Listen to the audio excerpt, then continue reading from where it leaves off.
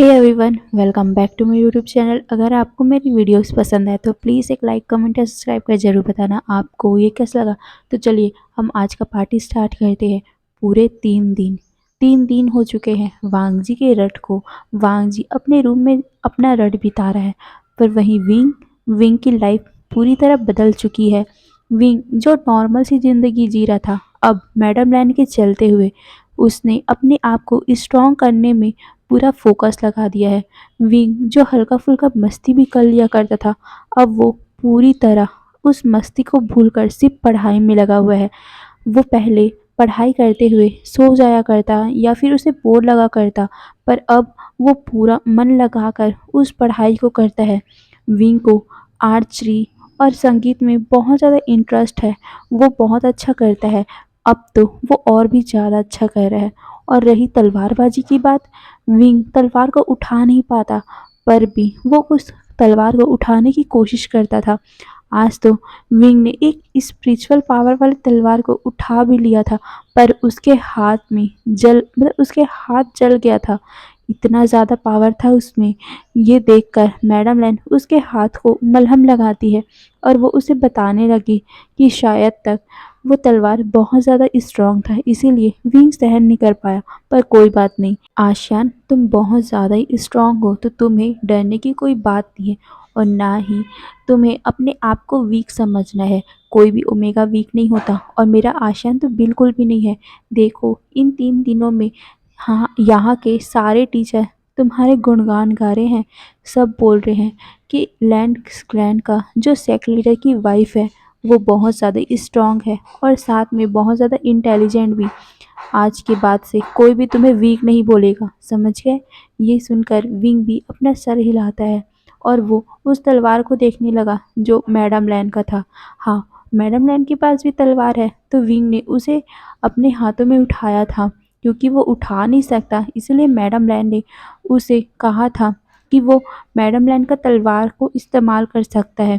Madam Lan ने उसे तलवार चलाने को दिया था, पर मैडम लैन के तलवार को उठाते ही विंग का हाथ जल गया था। मैडम लैन उसे समझाती है कि तुम धीरे-धीरे करके ये सब करना सीख जाओगे। ये सुनकर विंग भी अपना सर हिलाता है। फिर ऐसे करके 1-2 दिन बीत गए थे। अब पूरे 5 दिन हो चुके थे। विंग अपने क्लास की तरफ जा रहा था कि तभी मैडम लैन उसे रोकती है और उनके हाथों में बहुत सारे तलवार थे। विंग उन तलवारों को देखकर बहुत ज़्यादा खुश हो गया था। मैडम लैन उसको दिखाते हुए कहती है, आशियान देखो, इन तलवारों में से जो तुम्हें पसंद है और जिसमें तुम कंफर्टेबल हो, तुम उसे रख सकते हो, क्योंकि कल से तुम्हारा इस वॉर्ड का क्लासेस चालू होगा ना। विंग अपना सर हिलाता है और कहता है, हाँ माँ, पर आपको तो पता है ना, इन सभी से मेरा हाथ जल जाता है। ये सुनकर मैडम लाइन उसे समझाती है कि तुम अपने आप में भरोसा रखोगे कि मैं इन तलवारों को उठा सकता हूँ, तब देखना तुम इस तलवारों को पक्का से उठा सकते हो। ये सुनकर विंग अपना सर हिलाता है, पर जैसे ही उसने एक तलवार को उठाने की कोशिश की, फिर से उसके हाथ में जलन स्टार्ट हो गया था, इसीलिए वो जल्दी से उस तलवार को छोड़ देता है। मैडम लैन तो फिर से थोड़ा घबरा गई थी, क्योंकि विंग अगर तलवार उठा ही नहीं पाएगा तो वो अच्छा कल्टीवेटर कैसे बनेगा और वो कैसे साबित करेंगी कि विंग मतलब कि वुशियान वांगजी के लिए अच्छा है। वो कैसे साबित करेंगी दुनिया वालों को कि एक ग्रेट कल्टीवेटर की वाइफ, एक ओमेगा विंग वुशियान बहुत ज़्यादा स्ट्रॉन्ग है। यही सोचकर वो विंग को देखती है। विंग भी निराश हो गया था। वो क्यों उठा नहीं पाता तलवारों को, उसके हाथों में क्यों जलन होने लग जाता है। यही सब बातें सोचकर विंग उदास हो रहा था, पर मैडम ने उसके कंधे पे हाथ रखती है और उसे समझाती है कि कोई बात नहीं, तुम घबराओ मत। ये बोलकर वो कुछ सोचती है और फिर उनके दिमाग में कुछ आता है और वो कहती है, वुशियान, तुम्हारी माँ बाबा तो कल्टीवेटर थे ना, उनका कोई तलवार है तुम्हारे पास? क्योंकि जो कल्टीवेटर के बच्चे होते हैं उनको उनका तलवार बहुत आसानी से पहचान जाता है और वो उसे चाह कर भी हार्म नहीं कर सकता। ये सुनकर विंग को याद आता है उसका तलवार, उसकी माँ का तलवार। बचपन से ही वो उसके उसे अपने सीने से लगा कर रखता था। पर जब से मैडम लैन ने उसे युद्ध कला से दूर रखा है, तब से विंग ने उसे एक किनारे में रख दिया था। और शादी होने के बाद वो तो भूल ही गया उस तलवार को जियांग सेक्ट में। वो मैडम लैन को बताता है कि हाँ, मेरी माँ का एक तलवार है, पर वो तो जियांग सेक्ट में है। मैं भूल गया था उसे लाना। और वैसे भी मैं ये बोलते हुए वो थोड़ा-सा उदास हो गया था। पर मैडम लैन उसे समझाती है कि कोई बात नहीं, तुम्हारे मॉम डैड का वो तलवार है, तो वो तलवार तुम्हें हार्म नहीं करेगा। अगर तुम्हारे पास कोई ताकत होगी भी नहीं ना, तब भी वो तलवार को तुम उठा पाओगे। और क्या पता तुम्हारे मॉम डैड का तलवार से ही तुम्हारी एनर्जी वापस आ जाए, तुम्हारा वेयरफुल तुम्हारे अंदर आ जाए, तुम्हें वो महसूस हो जाए। ये सुनकर विंग उस स्माइल करने लग गया था। वो कहता है, हाँ, ये ऑप्शन ठीक है। मैं आज ही गगा को मैसेज भेज दूंगा और उन्हें मेरा तलवार लाने बोल दूंगा। ये सुनकर मैडम लाइन स्माइल करती और कहती, हाँ, तुम जब अपने क्लास को ख़त्म करके आओगे, तब तुम उस लेटर को भेज देना, पर अभी जल्दी जाओ, ग्लैन कुरैन का क्लासेस स्टार्ट होने वाला है। ये सुनकर विंग अपना सर हिलाता है और वो जल्दी जल्दी से उस क्लास की तरफ जाने लग गया था।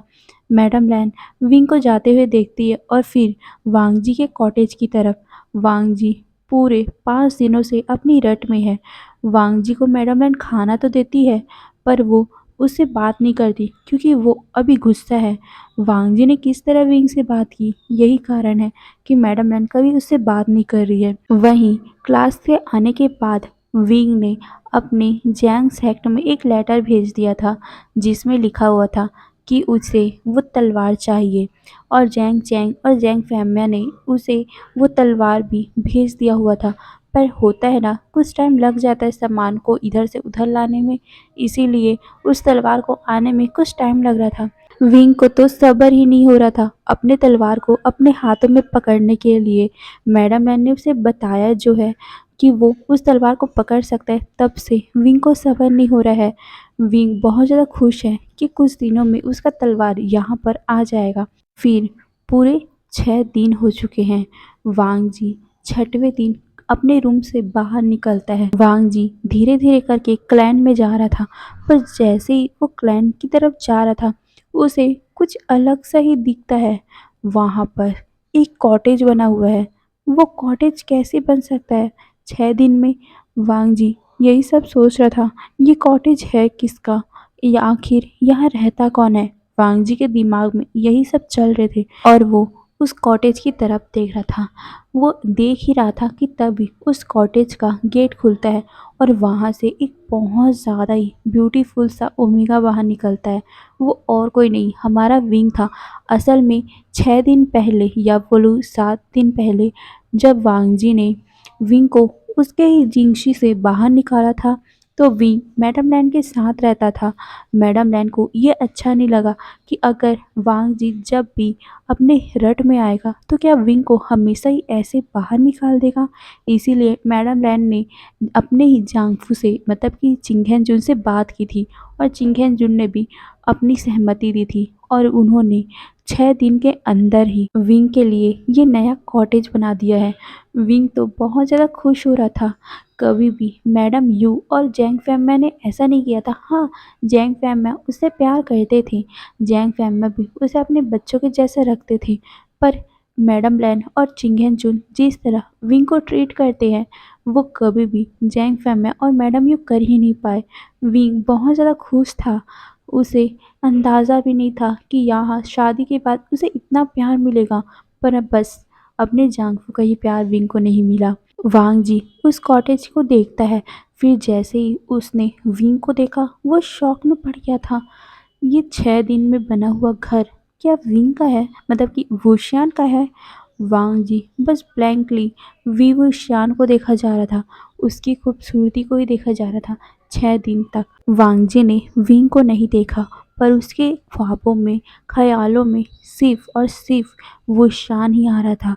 उसकी वो फेस, उसका वो अल्फ़ा, मतलब कि वांग जी का अल्फ़ा विंग को चाह रहा था, विंग के ओमेगा को चाह रहा था। पर वो अपने आप को समझा लेता था क्योंकि उसका ड्रैगन बहुत ज़्यादा एग्रेसिव था। अगर उसने कुछ कर दिया तो यही सब सोचकर वो अपने आप को 6 दिनों तक कैसे संभाल के रखा था उसे ही पता है। अभी विंग को देखकर वांग जी का दिल बहुत ज़्यादा तेजी से धड़क रहा है। उसके अल्फा को तो बहुत ज़्यादा खुशी मिल रही है अभी विंग को देखकर। पर वहीं विंग विंग ने जब वांग जी को देखा था, उसको वही सब बातें याद आने लग गई थी, जो बातें वांग जी ने उससे कही थी। विंग वांग जी को देखकर अपनी आंखें नीचे कर लेता है और वो जहाँ जाने वाला था, वहाँ के लिए निकल गया। वांग जी को ये देखकर कि विंग उसको इग्नोर कर रहा है, उसे बहुत ज़्यादा बुरा लगता है। पर वो क्या कर सकता है? उसने ही ये सब कहा है, इसीलिए वो भी ब्रेकफास्ट करने जाने लगा, क्योंकि अभी वांग जी और विंग वहीं तो जा रहे। ब्रेकफास्ट करने के बाद वो अपने अपने क्लास के लिए निकल जाएंगे। वांग जी विंग के पीछे पीछे चल रहा था। विंग को समझ आ रहा था कि वांग जी उसके पीछे हैं, पर वो रुकता नहीं और वो चुपचाप वहां पर चला गया जहाँ पर मैडम लैन है। और वांग जी अपने अंकल और अपने फादर के पास चला गया था। वो उनके पास बैठकर बातें कर रहा था। वहीं विंग और मैडम लैन सबके लिए ब्रेकफास्ट लाते हैं और वो सभी खाना खाने लग गए थे। वांग जी विंग की तरफ बार बार देखे जा रहा था, उसे विंग से बात करनी है। उसे अच्छा नहीं लग रहा है, विंग उसे इग्नोर कर रहा है। पहले विंग जिस तरह उससे बातें करता था, उसे अभी वही चाहिए था। विंग उसे इग्नोर कर रहा है, ये देखकर उसके अल्फा को बुरा लग रहा है और वो बार बार वांग जी से कह रहा है कि विंग से उसे बात करना चाहिए, उसे माफ़ी मांगना चाहिए, उसे समझाना चाहिए। उस टाइम सिचुएशन कुछ अलग था, पर अभी वो विंग को बता सकता है, मतलब कि वुशियान को बता सकता है। वुशियान समझ जाएगा। यही सब बातें वांग जी को अल्फा बोल रहा था। वहीं वांग जी बार बार विंग की तरफ ही देख रहा था।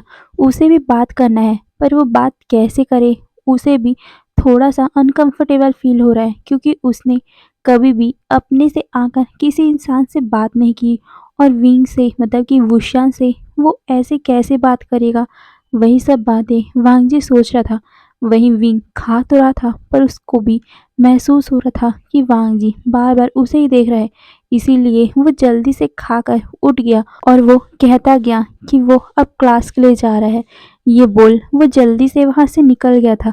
वहीं वांग जी विंग के जाते ही वो भी उठ गया था और वो अपने मदर, फादर और अंकल से कहता है कि मैं भी आता हूँ। ये बोल वो भी विंग के पीछे पीछे जाने लग गया था। वो विंग से बात करना चाहता था। वो विंग को आवाज़ भी लगाता है, वुशियान। ये सुन विंग अपनी जगह पे खड़ा हो गया था। वांग जी धीरे धीरे करके विंग के पास आता है और वो कहता है, वुशियान मुझे तुमसे कुछ बात करनी है।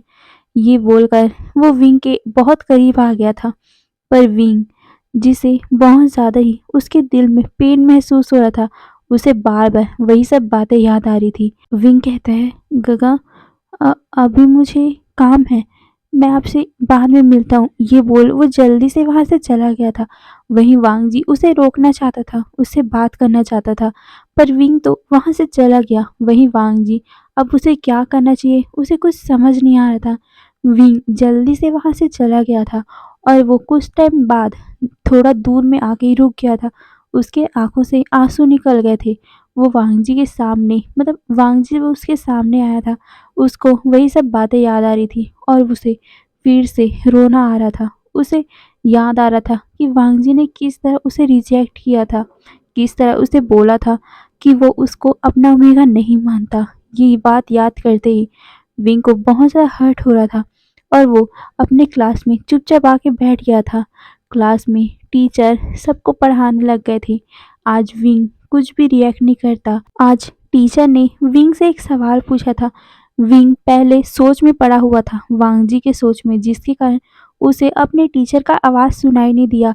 उसके बगल में एक स्टूडेंट बैठा था, वो उसे हिलाता है, तब जाकर विंग को होश आता है। वो टीचर विंग को कहते, किस ख्वाब में खोए हुए हो, पढ़ाई में ध्यान दो। ये सुन विंग अपना सर हिलाता है और फिर वो फिर से क्वेश्चन को सुनता है, मतलब कि टीचर फिर से क्वेश्चन पूछते हैं। विंग उसे आंसर करता है। फिर टीचर बोलते हैं, वुशियान कुछ दिनों पहले तुम अच्छा परफॉर्म करे थे, आज फिर से क्या हुआ, आज फिर से तुम खोए खोए से हो। ये सुनकर विंग कहता है, मुझे माफ़ कीजिएगा सर, पर मैं आपसे ध्यान रखूंगा। ये बोल वो फिर से उसे 90 डिग्री बो करता है माफ़ी मांगने के लिए। टीचर शाय करते हैं और वो उसे बैठने को इशारा करते हैं। फिर वो क्लास ख़त्म होता है। क्लास ख़त्म होने के बाद विंग का कुछ और भी क्लास होता है, जैसे म्यूज़िक का क्लास, आर्चरी का क्लास और अभी स्वॉट का क्लास था। विंग मैदान में खड़ा हुआ था, सारे लोग लाइन से खड़े हुए थे। वहाँ पर एक टीचर उन लोगों को स्वॉट प्रैक्टिस करवा रहा था। विंग को लकड़ी का तलवार दिया गया था, क्योंकि विंग लोहे का तलवार उठा नहीं पाता, उससे वो तलवार गिर जाता है। इसीलिए मास्टर ने, मतलब कि लैन किरैन ने उसे लकड़ी का तलवार से प्रैक्टिस करने बोला था। विंग लकड़ी की तलवार से प्रैक्टिस कर रहा था। वहीं दूर से वांग जी सिर्फ विंग को देखे जा रहा था। उसे विंग से बात करनी है, पर वो करे तो कैसे करे, यही सब बातें वो सोच रहा था। वो चुपचाप सिर्फ विंग को देखे जा रहा था। फिर कुछ टाइम बाद जैसे ही विंग का वो क्लास खत्म होता है, विंग फिर से अपने क्लास की तरफ जाने लग गया था। तभी वांग जी उसे पीछे से आवाज लगाता है। ये सुन विंग फिर से रुक गया था और वो वांग जी की तरफ देखता है और वो उसे पोलाइटली ग्रीट करते हुए सीजुन बोलता है। क्योंकि अभी विंग क्लासेस में है, तो उसे वांग जी को सीजुन ही बोलना पड़ेगा। वांग जी एक टीचर जो है। विंग उसे पोलाइटली सीजुन बोलकर ग्रीट करता है। वांग जी उसे कहता है, मुझे तुमसे बात करनी है। ये सुन विंग कहता है, पर मेरा क्लास स्टार्ट होने वाला है, मैं बाद में मिलता हूँ। ये बोल फिर से वो वांग जी को इग्नोर करके जा रहा था। ये देखकर वांग जी को अच्छा नहीं लग रहा था। विंग उसे इग्नोर कर रहा है। विंग जल्दी से अपने क्लास में चला गया था। वांग जी भी शाय करता है और वो बाद में बात करेगा सोच वहां से चला गया। वहीं विंग अपना पूरा क्लास अटेंड करता है। उसके बाद शाम को वो वापस मैडम लैन के पास आ गया था। मैडम लैन विंग से कहती है, तुम्हारा तलवार आया? ये सुन विंग कहता है, नहीं मुझे अभी तक नहीं मिला, शायद तक गगा और अंकल बिजी होंगे, इसीलिए उन्होंने मेरा तलवार यहाँ नहीं भेजा है। ये सुन मैडम लैन अपना सर हिलाती है और फिर वो विंग से आज पूरे दिन वो क्या क्या किया वो सब पूछने लग गई थी। विंग भी बड़ा खुश होकर सब कुछ बता रहा था। विंग और मैडम लैन बात कर ही रहे थे कि तभी वहां पर वांग जी आता है। वांग जी विंग और मैडम लैन को बातें करते हुए देखता है। वांग जी देखता है कि विंग कितना ज्यादा खुश होकर मैडम लैन से बातें कर रहा है, पर जैसे ही मैडम लैन और विंग की नजर वांग जी पर पड़ी, वो दोनों ही चुप हो गए थे। वहीं विंग विंग अपनी सर को नीचे कर लेते हैं और वो मैडम लैन से कहता है, माँ मैं 2 मिनट में आया। ये बोलकर वो ऊपर उठ गया था, मतलब कि खड़ा हो गया था और वो कहीं जाने लग गया था। वांग जी विंग को जाते हुए देखता है। वो भी उसके पीछे जाना चाहता था, पर मैडम लैन ने उसको रोक लिया था। वांग जी अपनी माँ की तरफ देखता है। मैडम लैन गुस्से से उसका हाथ पकड़ के उसे कहीं लेके जाती है। वो वांग जी से कहती है, मुझे तुमसे बात करना है। ये सुन वांग जी अपनी माँ को देखता है। मैडम लैन गुस्से में वांग जी को देखते हुए कहती है, लैनजन तुमने ये क्या किया? क्या किया तुमने? मैंने तुम्हें बोला था ना, आशियान तुम्हारा ओमेगा है, तुम्हें उसका ख्याल रखना है। और तुमने क्या किया? तुमने अपने रट के दिनों में विंग को क्या कहा कि तुम उसे अपना ओमेगा नहीं मानते? उसे कितना बुरा लगा होगा।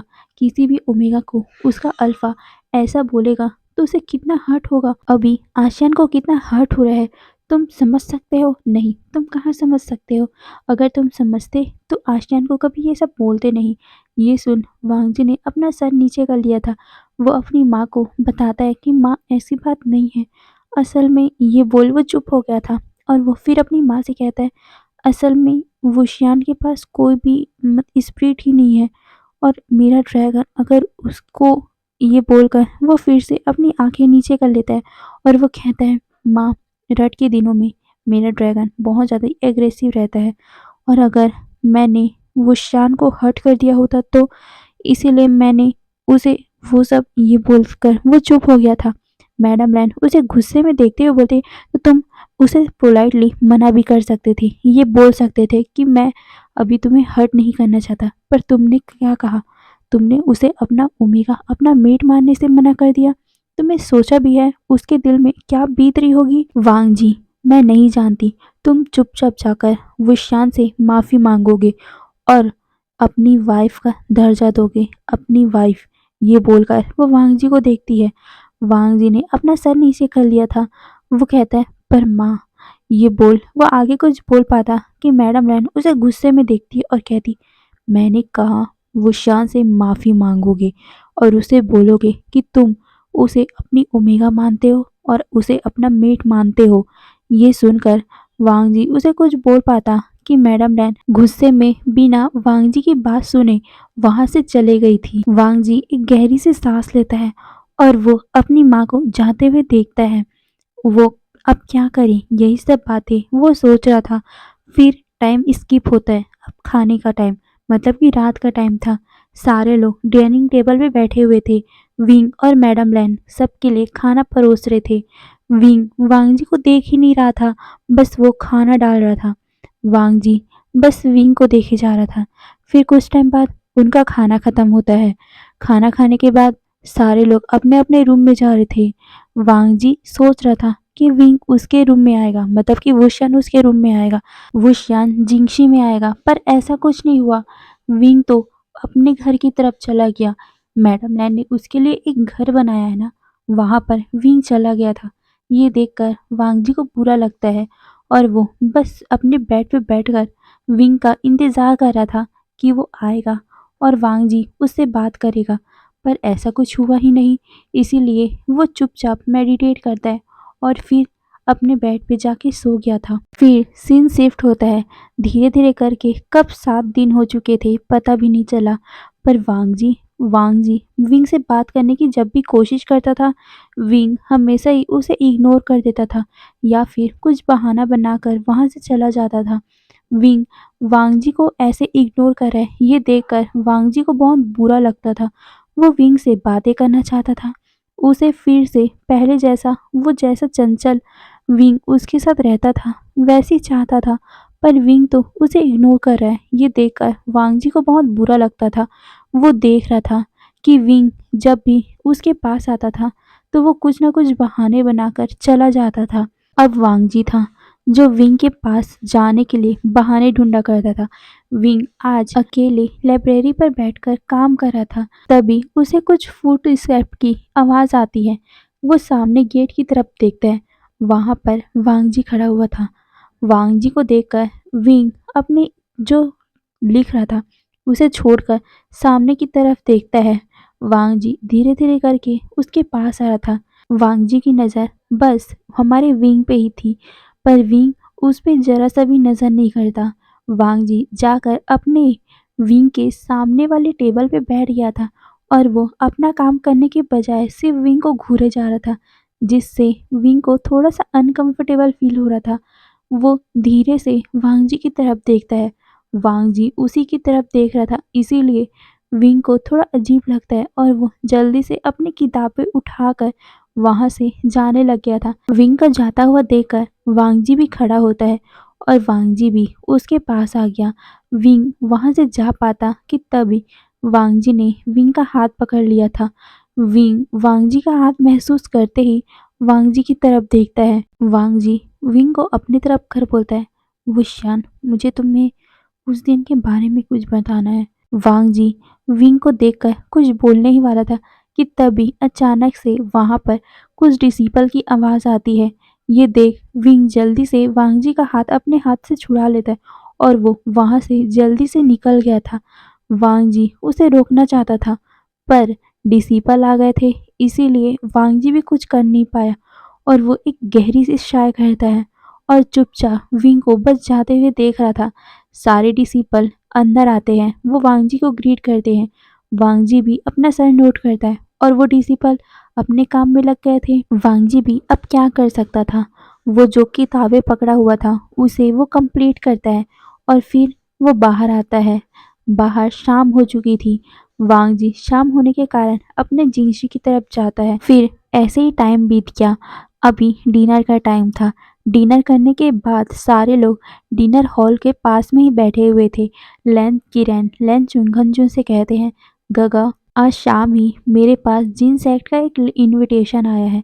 तभी चिंगनजुन कहते हैं, इनविटेशन किस बात का? ये सुन लैन कुरैन कहते हैं, वो स्टूडेंट को पढ़ाने के लिए जिन सेक्ट में कुछ प्रतियोगिता होने वाली है, कुछ खेल होने वाले हैं और जो भी स्टूडेंट वहाँ पढ़ना चाहता है, उनके बारे में सीखना चाहता है, उनके कल्चर में के बारे में सीखना चाहता है, वो जाकर वहाँ सीख सकते हैं। ये सुनकर चिंगेंजुन कहते हैं, ये तो बहुत अच्छा ऑप्शन है और बहुत ज़्यादा ही अच्छी बात भी है। हमारे हमारे क्लान से जो स्टूडेंट वहाँ जाएंगे उनको नई नई बातें सीखने का मौका मिलेगा और साथ ही उनके हुनर को पहचानने में भी उन लोगों को मदद मिलेगा। अगर वो जाकर दूसरे लोगों से प्रतियोगिता करेंगे तो वो तो उनके लिए ही अच्छा होगा। ये सुनकर चिंगेंजुन की बात पर लैन किरैन अपना सर हिलाते हैं। तभी मैडम लैन वहाँ पर बोलती है, वाह ये तो बहुत अच्छा ऑप्शन है, तो हम वुशियान को भी भेज देते हैं। ये सुन वांग जी और विंग मैडम लैन की तरफ देखते हैं और लैन किरैन चिंगेंजुन कहते हैं वुशियान को। वुशियान ये बोलकर वो विंग की तरफ देखते हैं। विंग अपना सर नीचे कर लेता है। वो क्या बोल सकता है, वो तो ढंग से तलवार भी उठा नहीं सकता और वो वहां जाकर क्या करेगा। यही सब बातें वो सोच रहा था। वो उसे मना करने ही वाला था कि तभी वांग जी कहता है, ये अच्छा ऑप्शन है। ये सुन विंग वांग जी की तरफ देखता है। तभी मैडम लैन कहती है, हाँ ये बहुत अच्छा ऑप्शन है, हम वुशियान को भी भेज देते हैं। वैसे भी यहाँ पर वो बहुत अच्छे से कर रहा है, वो कितना ज़्यादा अच्छा स्टूडेंट है आपको तो पता ही है। अगर वुशियान बाहर जाएगा, बाहर के लोगों से वो प्रतियोगिता करेगा तो बहुत अच्छा हो गया, वुशियान भी बहुत ज़्यादा ही स्ट्रांग बनेगा। ये सुनकर लैन किरैन और लैन चिंगेंजुन अपना सर हिलाते हैं और वो कहते हैं, ठीक है, तो वुशियान तुम जाने की तैयारी करो, कुछ लैंड डिसिपल के साथ तुम जा सकते हो। ये सुन विंग अपना सर नोट करता है, पर वो मैडम लैन की तरफ देखकर बोलता है, पर माँ मुझे तलवार चलाने नहीं आती, वहाँ जाने के बाद किसी ने मेरा मजाक उड़ाया तो। तभी मैडम लैन ये सुनकर कहती है, कोई मजाक नहीं उड़ाएगा, एक चीज़ से किसी के अंदर का काबिलियत पता नहीं चलता। तो तुम्हें तलवार पर चलाना नहीं आता तो क्या हुआ, उसके बावजूद भी तुम्हें पढ़ाई करना बहुत अच्छा आता है और साथ ही फ्लूट बजाना और आर्चरी आर्चरी तो तुम बहुत ही अच्छा करते हो और तलिस्मा बनाना, इसमें तुम्हें कोई टक्कर दे सकता है क्या। जब इन लोगों में तुम बहुत अच्छे हो तो तलवार में क्या है, तलवार से ज़्यादा कुछ नहीं होता। अब तुम ही बताओ, तलवार चलाने वाला इंसान तुम पे अटैक करेगा और तुम एक छोटा सा तालिस्मा बना के उसे फ्रीज कर सकते हो, तो तुम ज़्यादा अच्छे होगे या वो इंसान। ये सुनकर विंग स्माइल करता है, वो अपनी माँ को गले लगा लेता है और कहता है, हाँ मैं अब जाऊंगा। ये बोलकर वो स्माइल कर रहा था, वही वांग जी बस विंग को देखे जा रहा था। विंग जाने के लिए कितना खुश है। फिर सारे लोग अपने अपने रूम की तरफ जा रहे थे, पर वांग जी अच्छा नहीं लग रहा था उसे, क्योंकि कुछ दिन पहले ही, कुछ महीने पहले ही विंग उसके साथ रहता था और अचानक से विंग उसके रूम से, उसके ज़िंदगी से निकल रहा है, तो उसे अचानक से खाली खाली सा महसूस हो रहा है। उसे महसूस हो रहा है जिस तरह विंग उससे दूर चला गया, वो शान भी उससे दूर जा रहा है। ये महसूस करते ही वांग जी का अल्फा उससे बोल रहा था कि विंग हमसे दूर चला गया, पर मैं नहीं चाहता कि मेरा वुशियान मुझसे दूर चला जाए। वांग जी मुझसे, मेरे ओमेगा को, मेरे वुशियान को मुझसे दूर मत करो। तुम्हें भी पता है, तुम भी वुशियान को पसंद करने लगे हो। विंग को छोड़ दो, मेरे वुशियान को एक्सेप्ट कर लो। यही सब बातें उसका अल्फा बार बार उससे बोला करता था। पर वांग जी खुद अपने फीलिंग से मतलब उसे समझ ही नहीं आ रहा था अपना फीलिंग।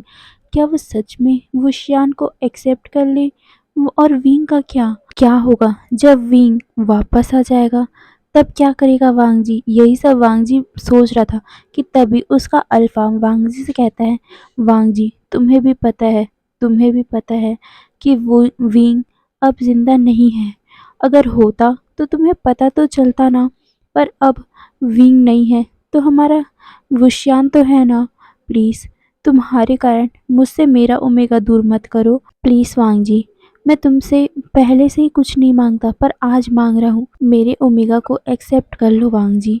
ये सुनकर वांग जी अपने अल्फा को कहता है, पर वो आगे कुछ कह पाता कि उसके अल्फा ने कहा, मैं तुम दोनों से कह रहा हूँ कि मैंने वुशियान को अपना ओमेगा बना लिया है, मान लिया है ने मैंने उसे अपना ओमेगा। क्या होगा अगर विंग अगर तुम जिस इंसान के लिए मेरे ओमेगा को ठुकरा रहे हो और उस विंग को हमने पहचाना भी नहीं, अगर पहचान भी लिया तो क्या होगा? क्या होगा अगर वो अल्फा निकला तो? हमें तो वो भी नहीं पता। और रही वुशियान के अंदर का स्पिरिट का बात, तो हम उसके बारे में सोचेंगे ना। तुम लोग मेरे वुशियान को इतना हर्ट कर दिए, देखो वो मुझसे बात भी नहीं कर रहा है। तुम्हें भी महसूस हो रहा है ना? तुम्हें भी दुख हो रहा है ना? मुझे महसूस होता है वांग जी, तुम भी वुशियान को पसंद करते हो, पर तुम सिर्फ इस ड्रैगन के कारण, ये बोलकर वो अपने ड्रैगन को डांट लगा रहा था और कह रहा था कि ये सिर्फ इस ड्रैगन की गलती है, इसी के कारण तुम मेरे वुशियान को एक्सेप्ट नहीं कर रहे हो। अगर ये नहीं होता तो ऐसा होता ही नहीं। ये बोलकर वो अपने ड्रैगन को गुस्से में देखता है। तभी उसका ड्रैगन कहता है, तुम मेरे ऊपर कैसे इल्ज़ाम लगा सकते हो? वांग जी ही है जो विंग को पसंद करता है, ना कि विवशान को। ये सुनकर उसका ड्रैगन को वांग जी का अल्फा कहता है, तुम चुप रहो। वांग जी सिर्फ विवशान को पसंद करता है, ना कि तुम्हारे विंग को। और तुम्हारा विंग है ही नहीं इस दुनिया में, तो तुम उसके पीछे क्यों पड़े हुए हो? और वांग जी का दिमाग खराब करके रखा हुआ है तुमने।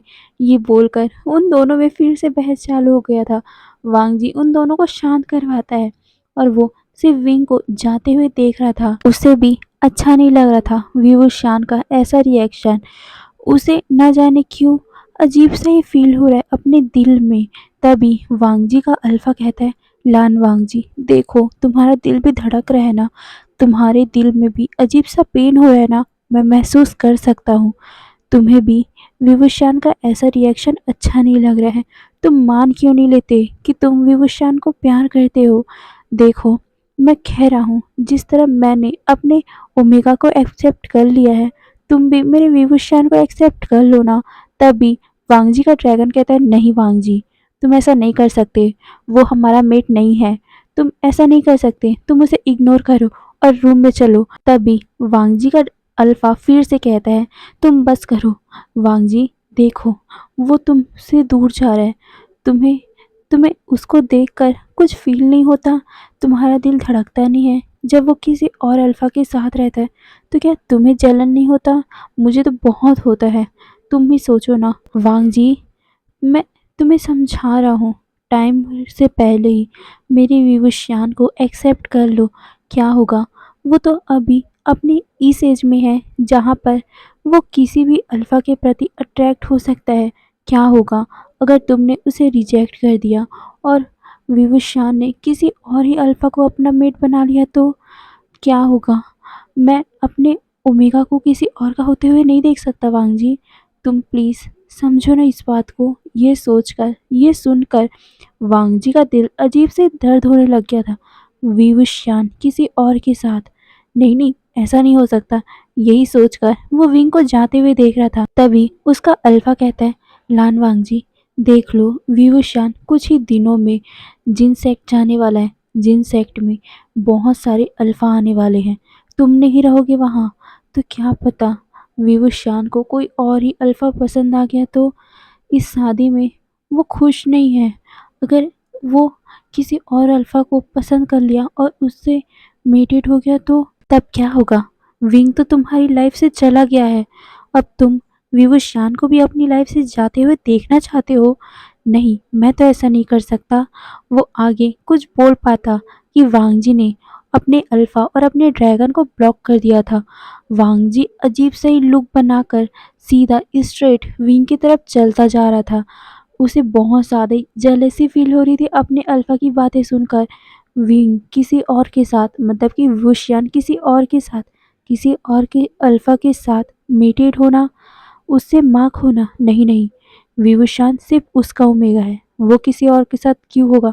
ये सोचकर वो सीधा विंग के पास जाता है। विंग अपने रूम का गेट खोलने ही वाला था कि तभी अचानक से वांग जी ने उसका हाथ पकड़ा और उसे अपनी तरफ खींच लिया, जिससे विंग सीधा वांग जी के चेस्ट में आके लगा था। विंग तो एक पल के लिए शौक ही में पड़ गया था कि अचानक से ये हुआ क्या। हे गाइस, तो आज के लिए बस इतना ही। फिर नेक्स्ट पार्ट पे देखेंगे आगे क्या होगा। ओके। और सर्वर डाउन होने के कारण मैं थोड़ा लेट से वीडियो अपलोड की थी, पर कल जल्दी अपलोड करने की कोशिश करूँगी। ओके, फिर बाय बाय।